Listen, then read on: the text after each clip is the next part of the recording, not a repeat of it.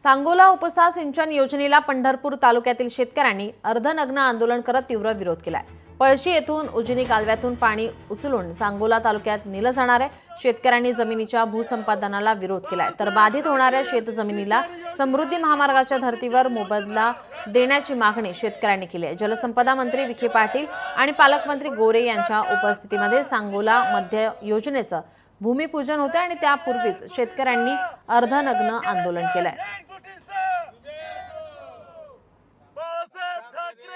सांगोला उपसा सिंचन योजनेसाठी आमच्या पळशी गावातील उजनी कॅनॉलवरून पाण्याला उचलण्यासाठी शेतकऱ्यांच्या शेकडो जमिनी बाधित झालेल्या आहेत। इथले शेकडो शेतकरी उद्ध्वस्त होणार आहेत।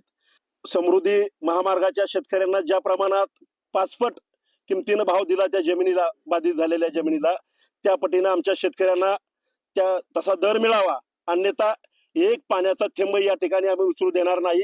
आमच्या रक्ताचे पाट वाहतील याच्या प्रसंगी यापेक्षा ही मोठे आंदोलन आम्ही करू, रस्त्यावरती उतरू, पण ही योजना आम्ही होऊ देणार नाही।